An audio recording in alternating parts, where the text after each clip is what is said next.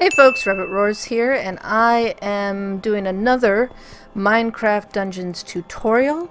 I've progressed further in the game, and I feel like I have more to say. I'll have a link to the first, it was a 5 tips and tricks kind of tutorial video for Minecraft Dungeons, and this is going to be another 5 tips and tricks, kind of cool stuff that I found as I've played further into the game, which, by the way, I am totally loving. This is a solid, good game. But before we get into the meat of this tutorial, I'm just going to have a brief self-promotion, with just to say, I have other videos. If you like Let's Play, I've got a 1.15 Let's Play going. I have other Minecraft tutorial videos. I do adventure map playthroughs. So, you know, there's other things to check out. Also, if you could give this video a like, or if you want to subscribe, it would be much appreciated. Alright, but now on to the 5 new tips and tricks for Minecraft Dungeon.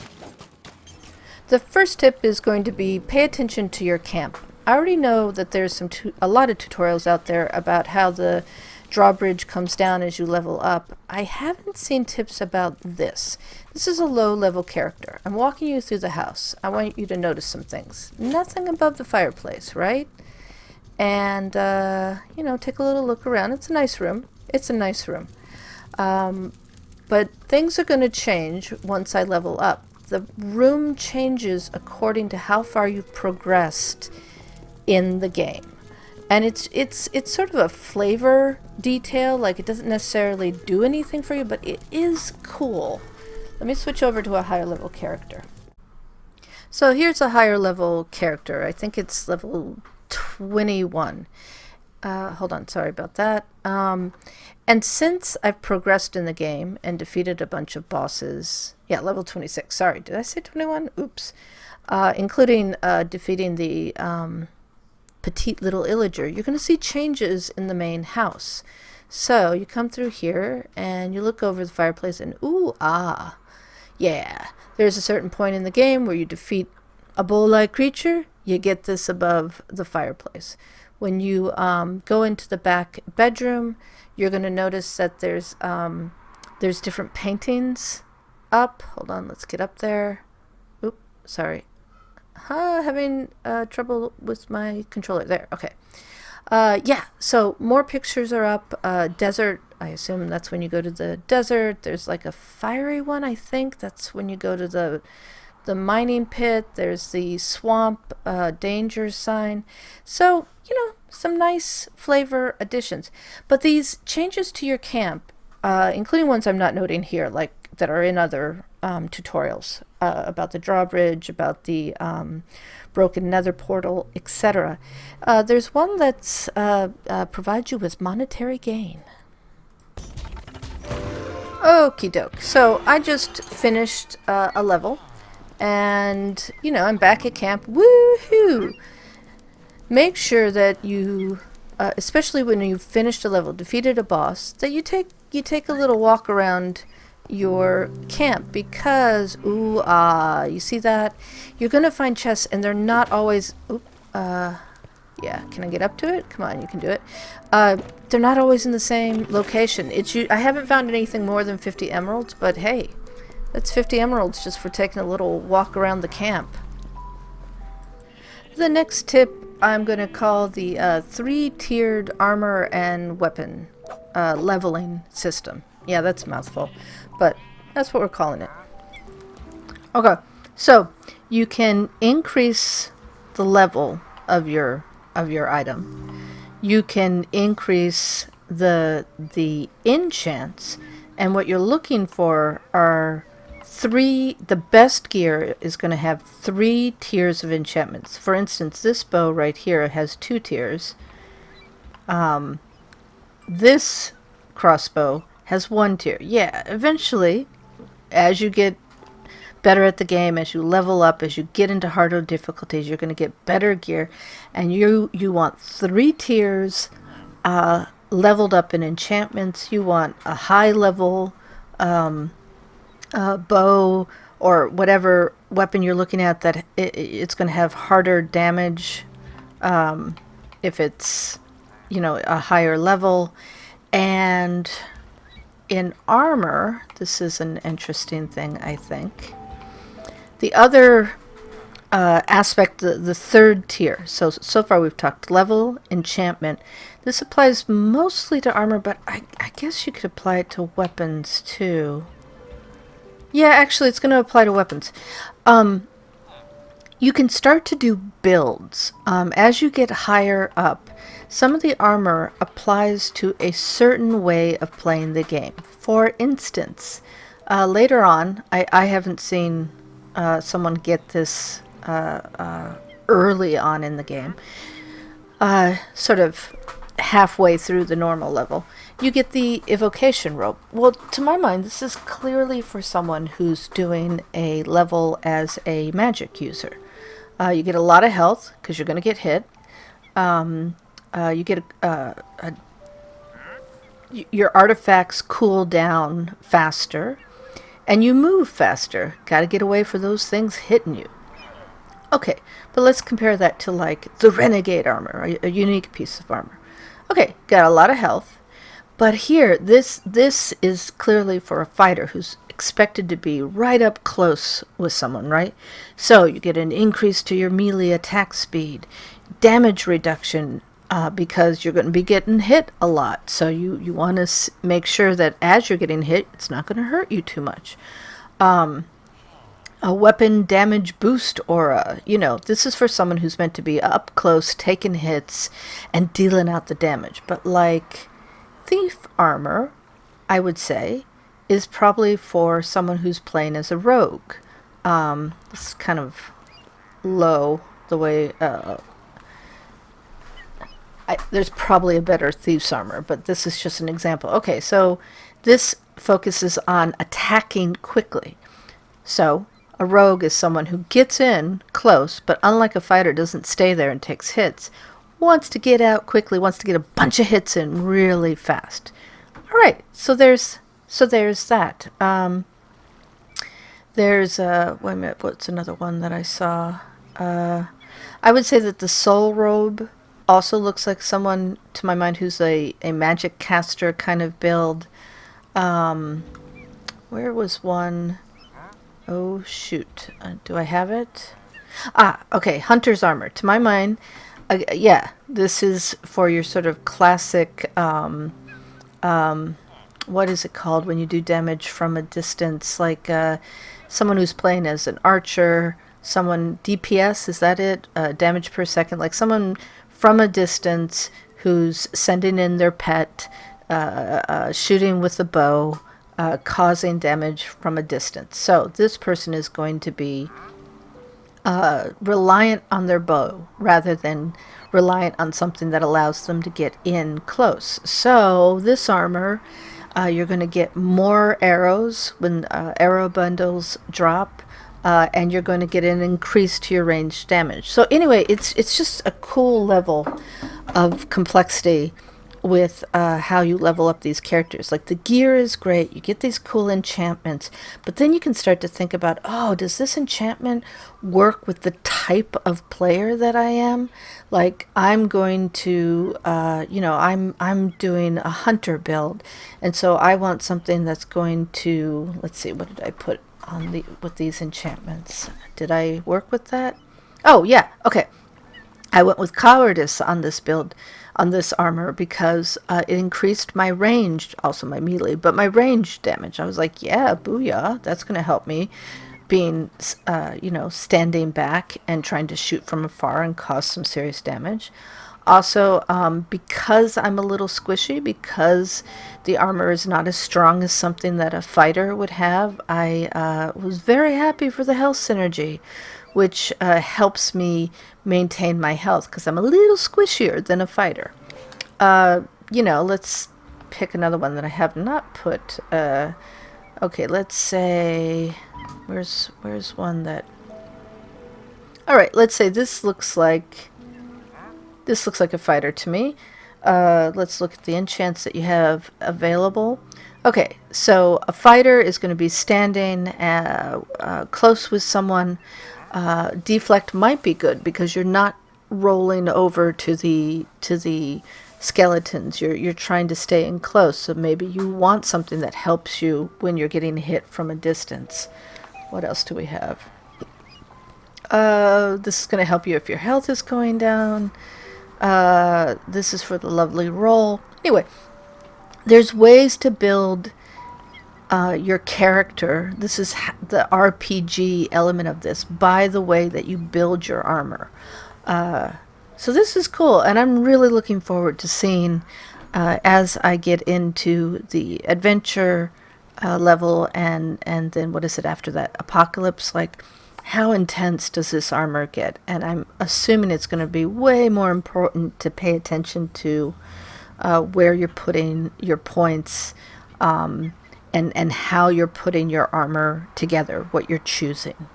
Anywho, thought that might help y'all. The third tip. The third tip is about the map, both the overlay map and the larger map, and the importance of the information provided on the larger map. Alright folks, I'm going to show you something that I did not realize at first. So in the bottom, or sort of in the middle, at the bottom, you have your various controls. If you open up your map, you get an overlay, right? See where you've been. It's darker. Where you haven't been yet, it's a little bit lighter. This can help you with sort of making sure you've gone down all pathways that you want to go down. Here's the part that I did not realize. For me, at least on Xbox, these controls may be different, will be different on whatever platform you're playing on. But if I press harder on my map button, the full map comes up. And this is interesting. One, you get a better look at it. You're not seeing it with the background coming through. But also, in the bottom left, you're going to see how many chests that you found and opened, and how many secrets that you found. Now, the last little thing that I did not realize is that number, the secrets and chests, can change, and I'm going to show you. Okay, so and this is good to note, because one of the ways that you find some of the hidden levels is they don't always spawn on a map. So you have to make sure that you have secrets enabled, like, or when you log in, that you have secrets. Like the way that I found the Soggy Cave was to make sure that when I logged into Soggy Swamp, there was a secret to be found. So I don't even know if there's anything hidden on Pumpkin Pastures. There probably is. So let's go back in, right? So I go back in. Now last time it was 3 chests. I think it said 3 secrets, right? Now secrets can be like hidden chests and things like that. It doesn't always mean a hidden level, but it is one of the ways to find hidden levels. Okay, so alright, so here we are back again. Let's see what the map looks like. Now, different, right? There's 3 secrets, but there's 5 chests to be open. Just good thing to check out. The next tip, the 4th tip, is to help manage difficult levels where you have a pile of mobs coming at you. And it's to use choke points. Now, in the description, I accidentally keep saying choke holds. That's not what I mean. That's a wrestling move. No. Choke points. Here, choke points. Yeah, use them to your advantage. Okay, so one of the things I want to show y'all is a fighting concept in these kinds of dungeons that you may not have occurred to you. Using choke holds. So, alright, so here we just came through a tunnel, or pathway, right? And let's try to get to an open area. Oh, hi guys. Yeah. Hi. Hello. Here, I'll wait till I get to a better open area where you can see what what I mean with chokeholds, which can really help you to survive. We're doing this quickly. Also, watch out for those mine carts. They're deadly. Okay, is this more open? Nope, it's a supply area. Ah, this might be it. Okay, so you see this area. If I just run into the middle, I'm like, oh yeah, I'm a fighter girl. I die. Quick, fast, and in a hurry. Let's run in with my bow. That might do me better because, you know, I'm sort of set up to do bows. Yeah. All right, I survive a little longer. But oh, that's harsh. That's harsh. Here's a chokehold idea, which is when we start, we're in an area that's a little bit more contained. Yet use that to your advantage. You don't have to go rushing in. I mean, maybe if you're a fighter, but even with a fighter, you can still, you know, lead the mobs to you. And like this guy here, he's coming for me, or he's trying to. Okay, come on guys, come back here. Even as a fighter, you could come back here and lead it to where it's a little bit more contained and much harder for the mobs to get behind you. And that way, much easier for you to survive. If you can keep mobs from coming, you know, at you from one direction, or two at the most, yeah, you're going to have a lot easier of a time. So, use chokeholds. You don't have to rush in to the fight willy-nilly. You can choose your battle. Be advantageous. Anywho, let me just finish this off. Yeah. Okay, so now that, you know, I've gotten a lot of these guys, I can come in to the middle a little bit more, which, you know, when you first find an open area may not be the best idea in terms of survival. Yeah. Alright, so yeah. Alright, we've cleared it out. We did the edges. We used a chokehold. Used this little area here to have the mobs come to us. And we survived much easier than if we just rushed into the middle and started wailing about with our weapon. The fifth and final tip for this tutorial is about the keys and the pigs. I don't know if this quite qualifies as a tip. It's more of an explanation and just sort of an appreciation for what Minecraft did in terms of making this map interesting. Okay, so you have points when you're going through different levels where you need to retrieve a key. And you'll go and get your key, and you have to battle back through mobs to bring it back to where you need to unlock something. And for some reason, oftentimes you get back to your door, and you don't have said key no more. And it's because, which just amuses me, here, I'm going to show you right here. Alright, so here's a little golden key, just minding his own business. Look at him struggling. He is scared. He does not want to be on your back, and if you take any damage, he hops off your back and starts running back to his home spot. So yeah, there. I just took some damage, and he's like, yeah, I want no part of this. Anyway, it can be confusing at first, and maybe you recognized what was happening, but I just think it's kind of a cool little mechanic that makes the game a little bit more interesting. It's not just retrieve thing, bring back thing. It's retrieve thing that doesn't really want to come with you.